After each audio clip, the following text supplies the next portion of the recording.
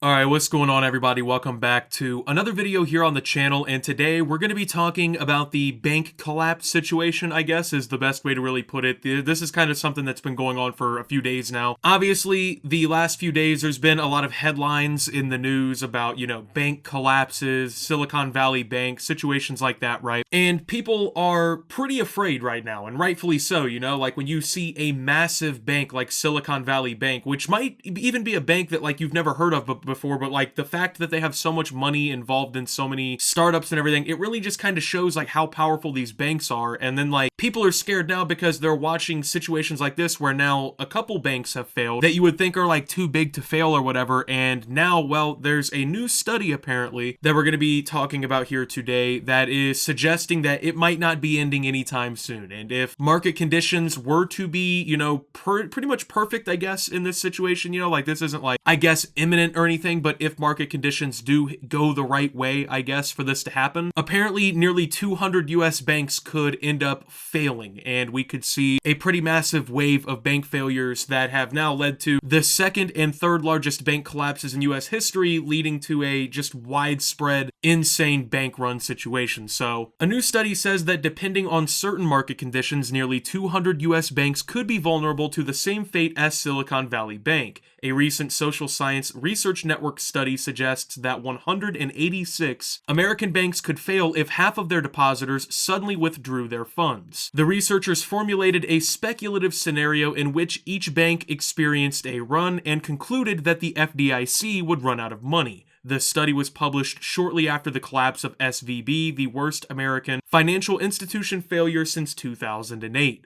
Quote, our calculations suggest these banks are certainly at a potential risk of a run absent other government intervention or recapitalization, the economists wrote. So I know that, could be a little confusing for people. You may not know exactly what some of this means. So let me go ahead and try and break this down a little bit, right? So basically, this is a study that was done by a group trying to see if the situation that we've now seen with Silicon Valley Bank, and I think there was another major bank, I can't remember the name off the top of my head, I apologize, but there was another major bank that collapsed pretty much alongside SVB, but they were basically seeing if those types of situations could be replicated with other banks in the US system to obviously see if there's any sort of cause for concern, right? Because, I mean, if there's other banks at risk of just completely going under like this, that obviously is a pretty huge deal. That's a pretty major problem, right? Because, I mean, banks control pretty much everything in the economy, right? Like, not only do like the everyday people who live in the country here in the United States use these banks and whatnot for their personal funds and, all of their transactions, but businesses also use banks for their money needs, right? It's not like this is just going to affect certain people,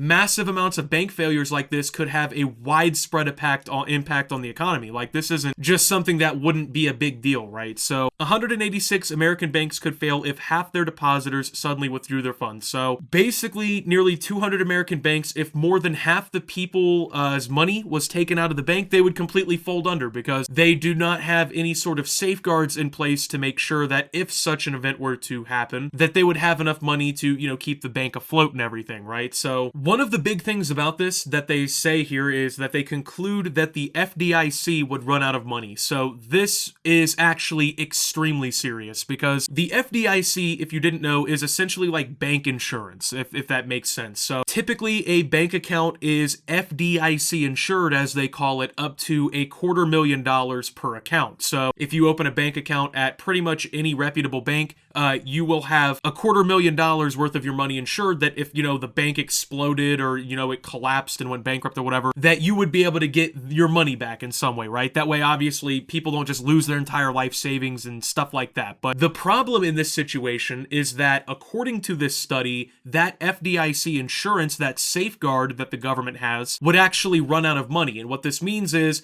in a situation where, these banks started collapsing like this, there would not be enough insured money to make sure that everybody who, maybe lost money in these bank runs or whatnot got their money back. And that obviously would lead to a pretty massive consequence, right? Like, people would be rioting in the streets if something like this were to happen, right? If, just dozens of American banks were to fail. scenario. And I'm not talking about, your local mom and pop banks with 3 locations. I mean, they might be in trouble too, but I'm talking like massive bank chains, right? Like even if like the top couple of them started like really kind of dealing with a massive amount of this issue, people pulling all their money out and whatnot, speculating that there's issues in the bank, shit would go south so quickly. And it's scary to say, but the entire economic system is so goddamn fragile. Like when you really like look at a situation like this and comprehend it, it is insane to actually ponder like how fragile our entire financial system is. Like the one big massive money system that keeps pretty much the entire world afloat is in all reality extremely dependent on like a couple of key circumstances, and this is one of them, right? Like people have to have trust in the financial institutions, people have to have trust in the banks, people have to believe that if they invest their money or put their money in a bank for saving, whatever it may be, that their money is going to be safe, that the financial institutions that they're putting their money into actually know what they're doing. That is completely fundamental to the entire economy globally, is for people to have faith that their money will be okay in a bank. And when you look at a situation like this, these are the types of things that are now leading to increased skepticism against the banks, right? Now, I mean, let's be real here. Like here in the United States, I grew up during the 2008 economic recession. Trust in the banks and in bankers and in the financial institutions of the United States has been extremely low. When I was a kid, people didn't trust them, and now that I'm an adult, people don't trust them even more. And that is actually an already insane thing to think, right? Like people already have such little trust in all this, right? That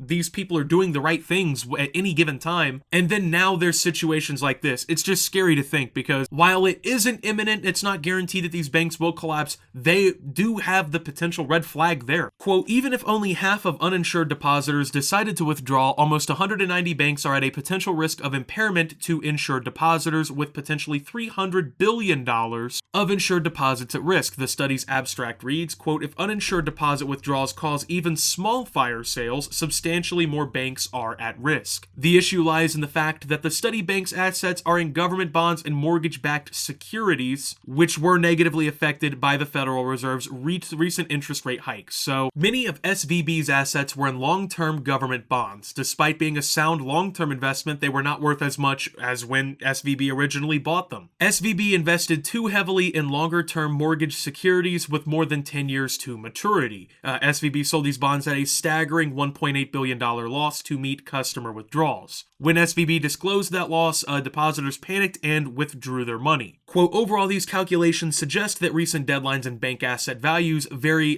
significantly increased the fragility of the U.S. banking system to uninsured depositor runs, the study's abstract concludes. And yeah, now these are normal ways to invest, right? Like even you can go and buy government bonds and things like that, right? But the issue is a lot of the time, especially when you're buying like government bonds, these are very long-term investments. These are sometimes something you buy and it's a 10-year yield or whatever, right? So you have to wait 10 years before that, whole thing matures and you actually get your money back or whatever, right? Unless you sell your government bonds to another person. Now the issue is that's what SVB had to kind of do here, but because they were actually worth less than when they were initially bought, obviously there's been a lot of problems with the economy. They weren't worth as much, and there was a massive loss on paper that just kind of scared the shit out of the people who had their money in the bank. They pull all their money out the bank. Next thing you know, what can the bank really do, right? So the issue is that's what the study focused on, with situations where something like that is an actual possibility, and that's where these banks are actually, I guess red flags showing here, really. Like banks that are possibly investing way too heavily into the long-term future are getting shellacked. And well, I mean, when you look at it this way here too, the idea that like just because, some small thing happens, right? I shouldn't say small, but like some thing happens, where it isn't necessarily the actual end of the company, but it just looks scary on paper, can actually lead to something like this. Now, the issue is, what if this were to happen and then, of course, the panic from these situations boiled over to even more banks outside of the ones affected, which is totally a possibility. If like tomorrow the news came across and they're like, hey, 200 banks just collapsed. People would be lining up outside of banks all over the world, just pulling money everywhere. You know what I mean? Just getting money out of banks, taking what they can and getting out of the bank.